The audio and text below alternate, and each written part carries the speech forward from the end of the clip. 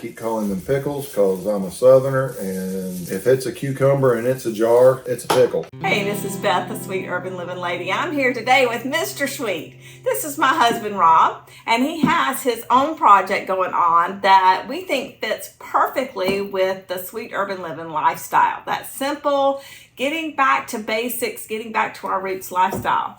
And so we wanted to share that with you today because it fits perfectly. It's healthy eating, natural living, building up your gut biome naturally, things like that. So what we're talking about is fermented foods. Rob, what got you interested in fermented foods? I don't like taking supplements. Yeah. Everything I'm doing here, none of it is meant to be a side dish. It's all supplements that I can put in my food. I'm a lineman for the phone company, and so I pack a lunch every day, and it's typically a salad. And I've been buying a fermented sauerkraut and putting a couple tablespoons of that in my salad every day. Well, I want to make my own. Yeah. We're going to talk about some tips on why and how you can do this too, and why it's good for us. So you're making fermented foods, and you're doing it because it's good for your digestive system. And you said, number one, you don't have to take a lot of supplements. My hearing aid just kicked in. Siri, go away. So our number one reason for doing this is it's easy. Anybody can do it. And it's easier than canning.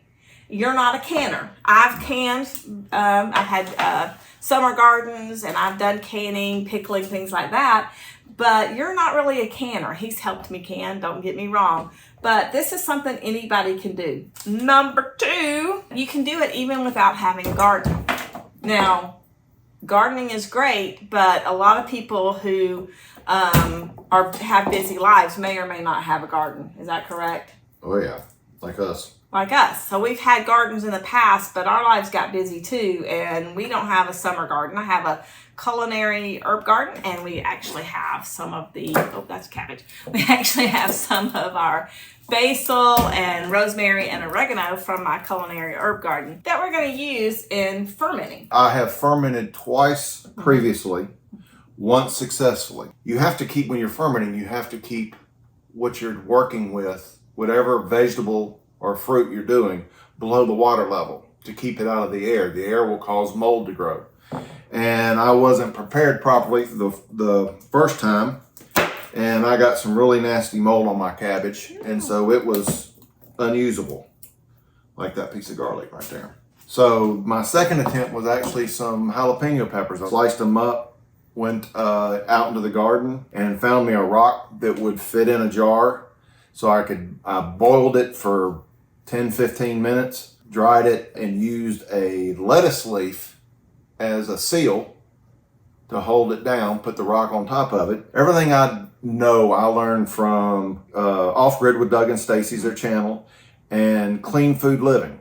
Almost everything she does is fermenting. A lot of good scientific knowledge comes from her. She's actually the one that uses cabbage leaves and rocks to hold hers down. One of the reasons we're doing it is for health, because today's foods are so processed. They're full of additives and preservatives that aren't good for us. A lot of the things that we eat cause the junctions in our digestive system and our colon to open up.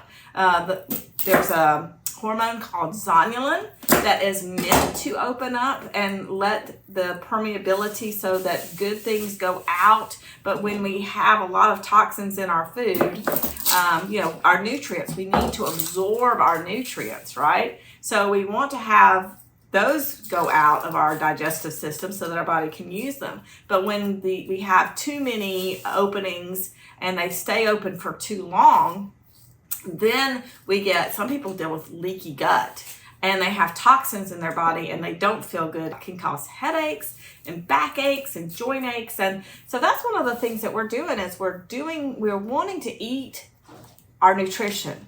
I've owned an herb shop. We take supplements, so we're not against supplements, but the more food you can eat that provides that nutrition, the better.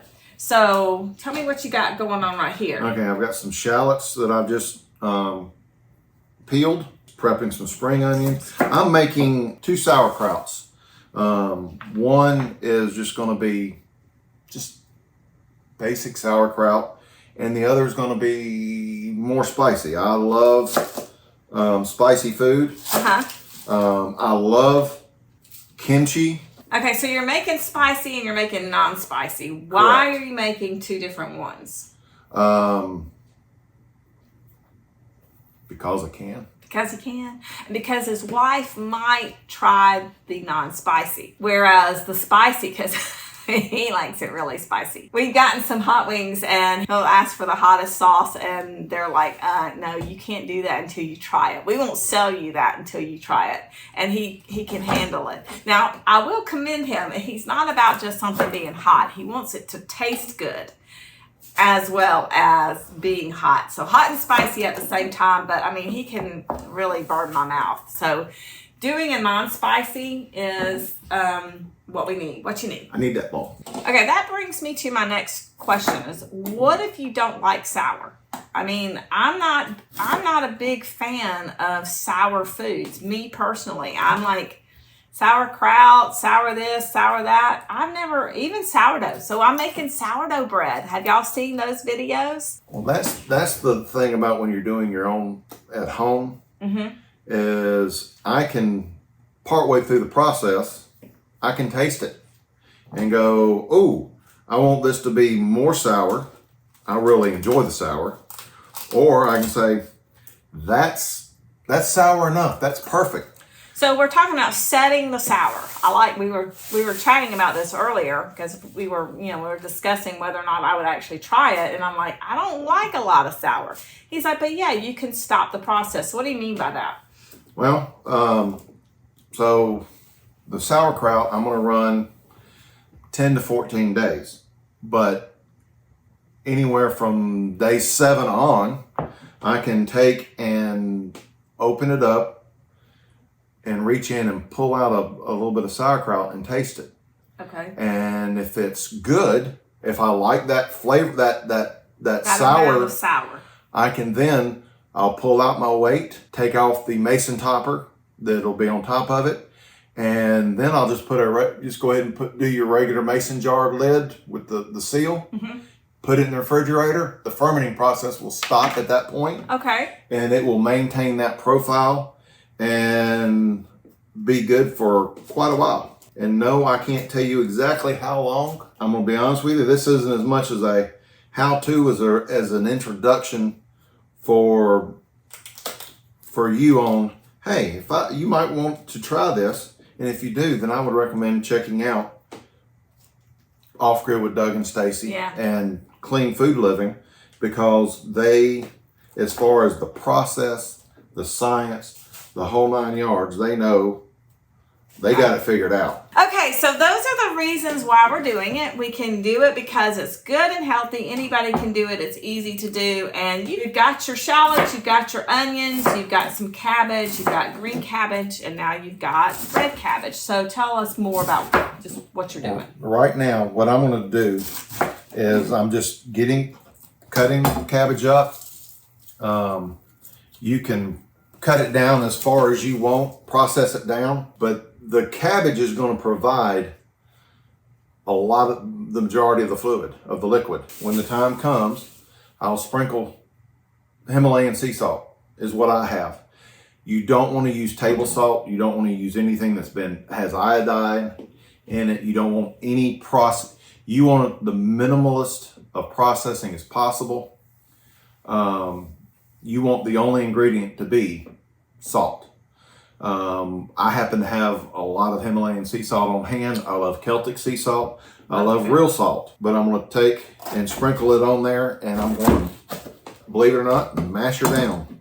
All the liquid that will be needed will come out of that from that process. Okay.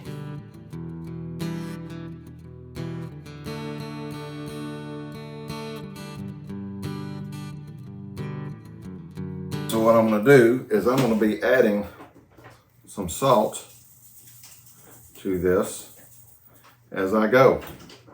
and I'm going to mash.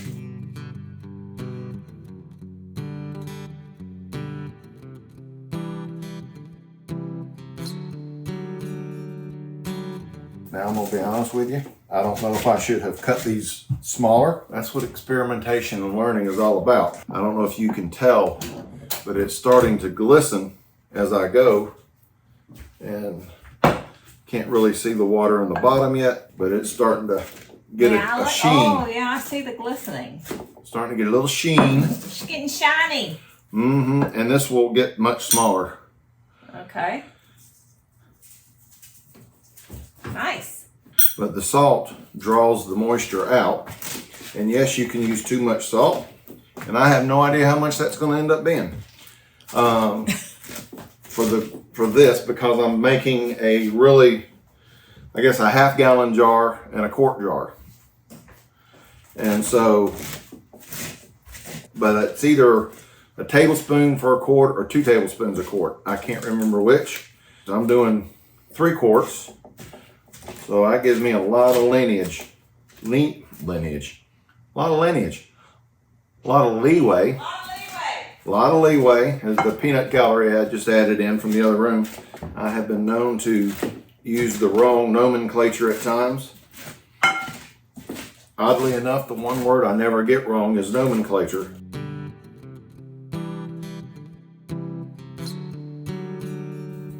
Now, I'm not adding a full tablespoon each time I'm doing the spooning here. I'm just sprinkling some on. There will come a point where we'll take this and we'll cover it and let it sit. It'll need to sit for a while. And while it's sitting, the salt will continue to bring out the moisture from the cabbage. Now this smasher here is from Mason Toppers. Learned about them from Doug and Stacy.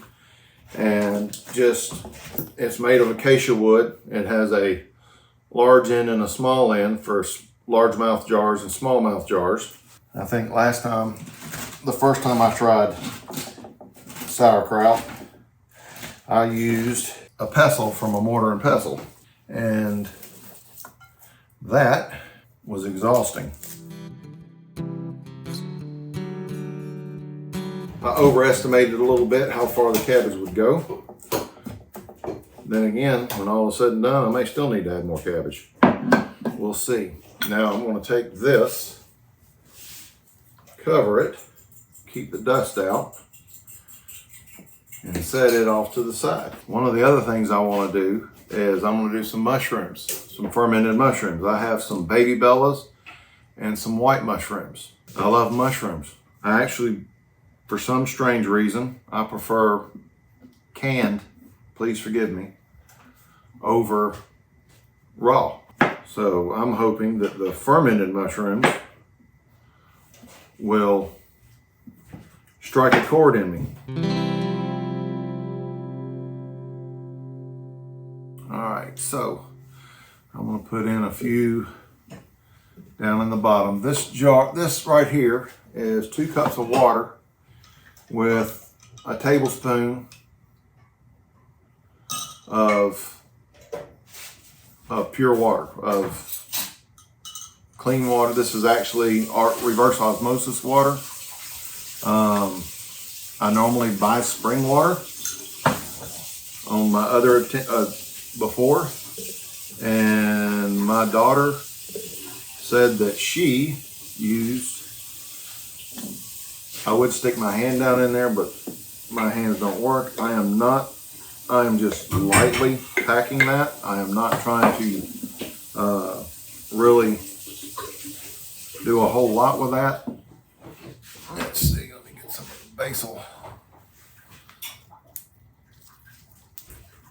Put a bit of basil down in there and keep adding. Like I say, I'm not trying to squeeze the mushrooms or crush the mushrooms or bruise the mushrooms. I just want to get them let them soften up a little bit.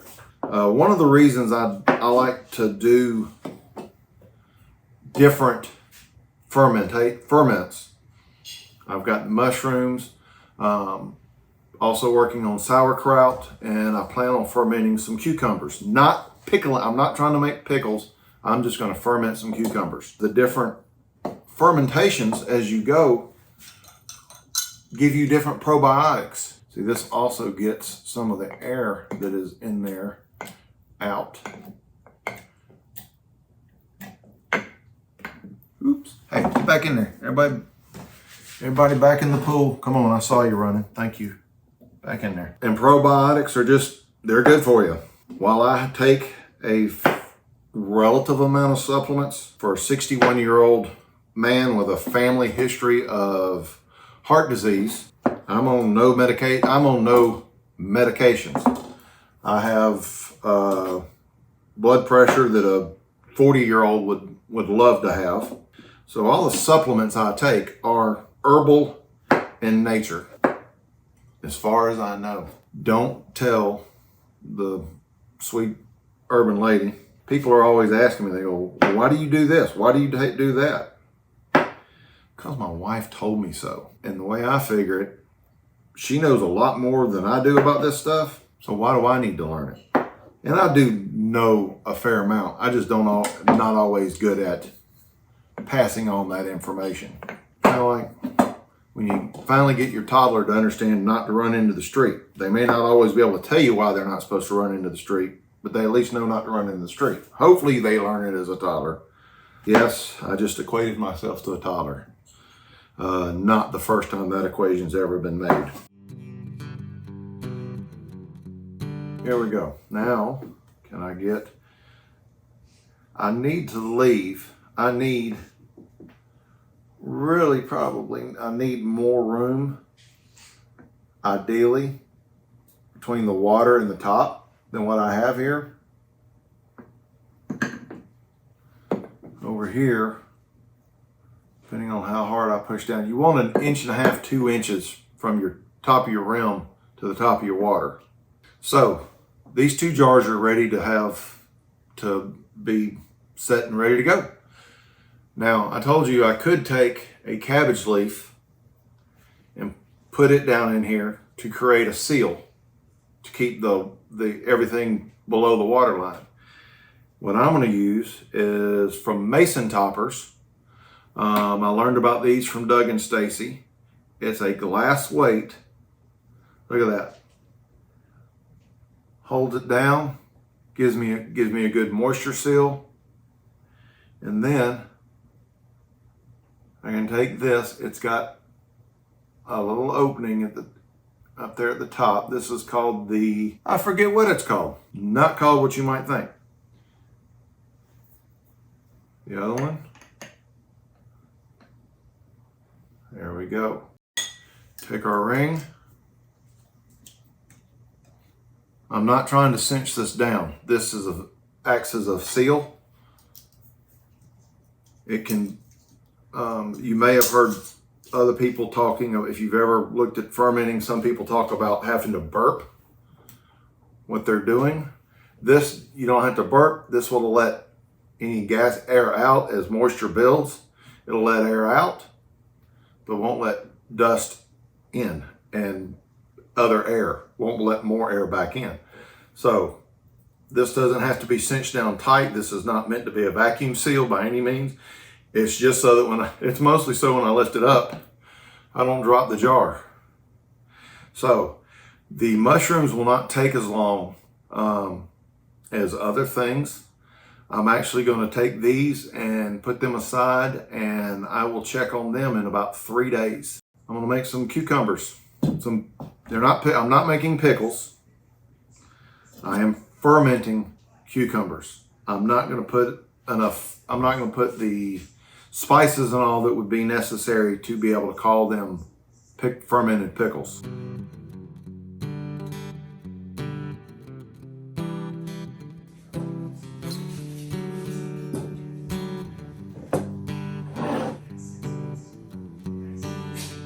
going to put a little bit of shallot in the pickles. I need some more water. And while I was taking a little break, I realized I was under and overselling the amount of salt. When you're brining like this, you want 2 tablespoons a quart. My brain was going 1 tablespoon for 2 cups of water. So I may have to go back in and add a little bit of salt to my mushrooms. I don't know. I'll talk that over with Mrs. Sweet and we'll see what we got. But I don't know why I don't want the ends, but I don't. My cucumbers, I can do what I want to. Another thing that this reason I'm glad we're doing this is because if I will do this, keep doing this for a while, it is going to make me want to go and start a garden again, a vegetable garden.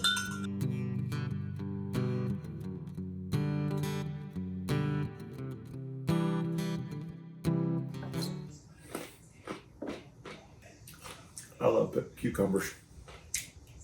This is very basic. Ooh. I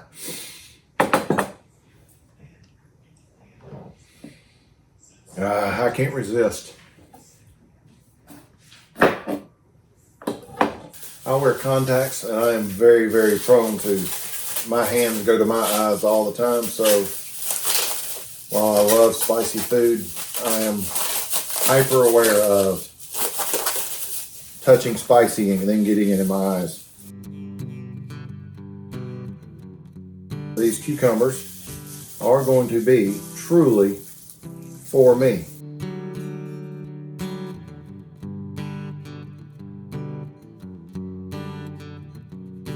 Keep calling them pickles because I'm a southerner, and if it's a cucumber and it's a jar, it's a pickle. There we go. So that's that. Those will go for later use. And these cucumbers right here will get eaten as I go along. So this is using a small shot glass as a weight, a smallmouth lid, and then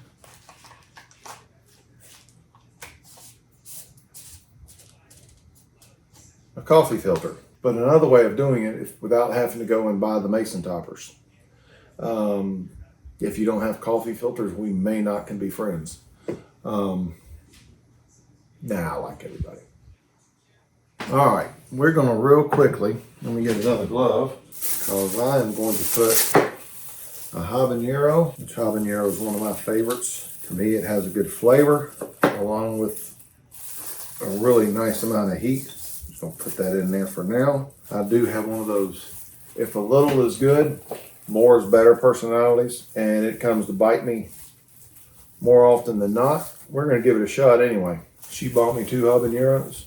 I'm using 2 habaneros. I promise you, it won't keep me from eating it. Also going to want some ginger. I just broke a finger off. I am going to peel the ginger. Why I'm still wearing a glove from the peppers, I don't know. I'm gonna be honest with you. Me and flavor profiles, I make stuff up as I go. Sometimes it works, sometimes it doesn't. And I'm just going with stuff that I like. And whether or not it's gonna work together, I don't know. This is the spicy bowl. I'm splitting things up. I think my spicy bowl is gonna have a whole lot of stuff in it.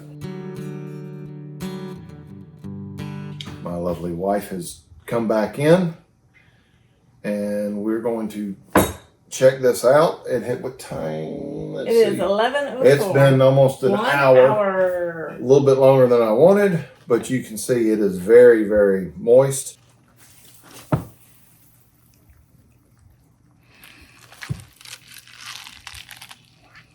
I can actually wring water out of it. Now, I'm going to do the non-spicy dude.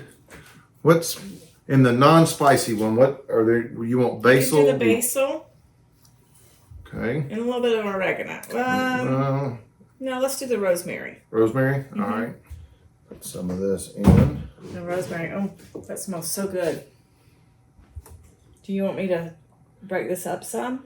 Yeah, you can give me some, hand me some to put in here now, if you don't mind. Put that in there, right there. We're gonna layer it. Okay.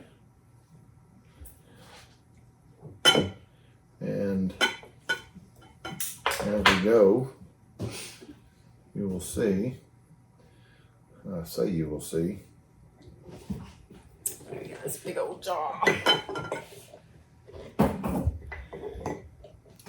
I think one of the things that when you're talking about anybody can do it, it's like even if you have limited kitchen space, because we're working, on this island here, so that we have camera angles and all that cool stuff. But we have limited surface, so even if your kitchen is small, yeah, you have to move things in and out. But you can do this. You can do this too. And it also helps if you're not doing. No, I haven't been broken up. At this much at one time. Yeah, so we're kind of batching everything. A little bit of it's because you're experimenting though, because you're doing, regular sauerkraut with spicy sauerkraut. You wanted to get those mushrooms in there at the same time as getting, what else did you do? Pickles. So we didn't have any dill. My dill didn't make it. And you can see how much. There's a lot of moisture in there. Mm-hmm. Yeah. Wow. Are you supposed to pack it down that hard? Mm-hmm. Yeah, with the sauerkraut you can. Okay. So the mushrooms, no, but the sauerkraut, yes. Yeah. Okay. All right, so the one that was not in with the hot and spicy, in with the habaneros briefly. Yeah, please, no habanero for me. No habanero for me. And this will continue to put off moisture as it goes. Put the mason topper on right there. It's got a name, and for the life of me, I can't remember what it's called. All right, so this is the Pipe topper, something like that. Yeah. Don't tilt it sideways, please. No tilting. When you're doing this, one thing that's very important is everything needs to be clean. You don't have to boil and sterilize, but you do want everything to be clean, because you're intentionally growing bacteria, and you only want to grow the good stuff. No, that didn't work as well as I thought it might. So what you're telling me, Mr. Sweet, is that you're a bacteria farmer. Yes, I am. I am striving to become a bacteria farmer, and I don't know. I didn't know that was a thing, but apparently it is. Why not? Okay, so you're putting in spring onions on top of the cabbage. Yep, and gonna just absolutely, positively run out of room. Okay. But when you start doing things from scratch, And you've never done it before, it's a learning process. Right. And you're putting the habanero, because that's the orange. And jalapeno. And jalapeno, habanero. Shallots. Garlic. Just. Wow. And I think I put a basil in there. Did you put ginger in this one? Yes, ginger. Okay. And there's ginger, a little bit of ginger in the other one. Okay. Let's see. Go ahead and stamp that down. Yeah. See just how much crushing you can get. Probably could have layered that better than I thought. Once again. Learn as you go. Exactly.